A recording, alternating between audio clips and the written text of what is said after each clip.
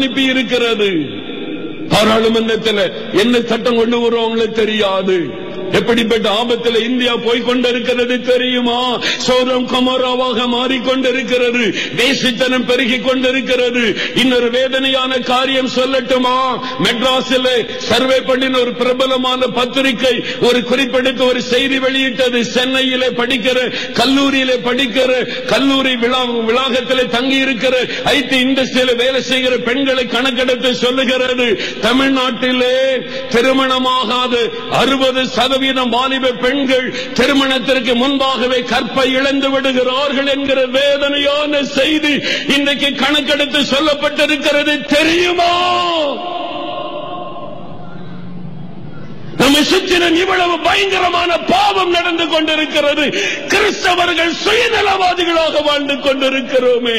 இந்த பாவத்திற்காக மனம் திரும்ப வேண்டுமே. நீங்களும் நானும் சரியாக ஜெபிக்காதபடியினால் சமுதாயம் சீரழிந்து கொண்டிருக்கிறது.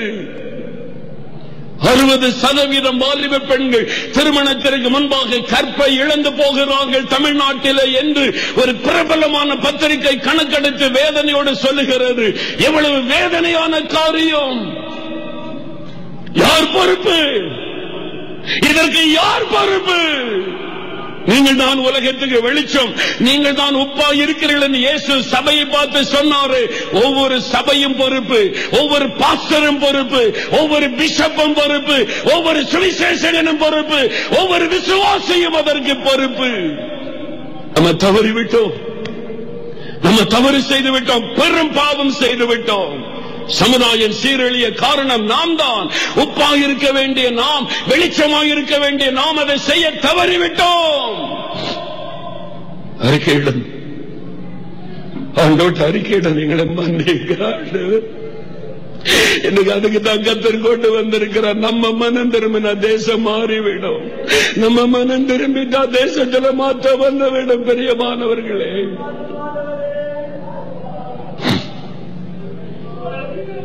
நான்காவதாக அரசாங்கத்தினுடைய பாவம். அரசாங்கத்தினுடைய பாவம் என்ன தெரியுமா? தமிழ்நாட்டில் மிகப்பெரிய ஒரு பாவம் டாஸ்மார்க் கடை, மதுபான கடை. ஒரு கணக்கெடுப்பு சொல்லுகிறது, தமிழ்நாட்டில் 7.5 கோடி மக்கள் 1,25,00,000 பேர் குடிகாரர்களாய் மாறிவிட்டார்கள். 1,25,00,000 பேர் குடிகாரர்களாய் மாறிவிட்டார்கள். 4/1 குடிகாரர்கள் தமிழ்நாட்டில். இப்படியே போனால் சீக்கிரத்தில் 50% ஆகிவிடும் என்ற ரிப்போர்ட் வேதனையோடு சொல்லுகிறது. ஒரு நாளைக்கு 49 லட்சம் பேர் தினமும் குடிக்கிறாங்க. தினமும் குடிக்கிறவங்க தமிழ்நாட்டில் 49 லட்சம். 49 லட்சம். மதுபானத்தினால் அரசாங்கத்துக்கு வரக்கூடிய வருமானம் ஒரு மாதத்திற்கு 125 கோடி, 1250 கோடி, 1250 கோடி மேல வருமானம் ஒரு மாசத்திற்கு வருகிறது. அப்படின்னா எத்தனை கோடிக்கு நம்முடைய தமிழ் மக்கள் குடித்துக் கொண்டிருக்கிறாங்க. பெண்கள் குடிக்க ஆரம்பிச்சுட்டாங்க, வாலிபர்கள் குடிக்கிறாங்க, சிறு பிள்ளைகள் குடிக்கிறாங்க. அரசாங்கத்தினுடைய பாவம். இந்திய அரசியலமைப்பு சட்டம் சொல்லுகிறது, மக்களை போதை வஸ்துகளில் அகப்படாதபடி விலக்கி பாதுகாப்பது அரசாங்கத்தினுடைய கடமை. ஆனால் அரசாங்கம் செய்ய தவறிவிட்டது. விபச்சாரத்தை ஒழிக்க இந்திய அரசாங்கம் தவறிவிட்டது. மதுபானத்தை ஒழிக்க தவறிவிட்டது. போதை வஸ்துகள் பெருகிவிட்டது. இந்த பாவத்திற்காக ஆண்டவரே மன்னியும் என்று நாம் ஜெபிக்கணும். யோசித்து பாரு, தினசரி கற்பழிப்பு, தினசரி கொலை.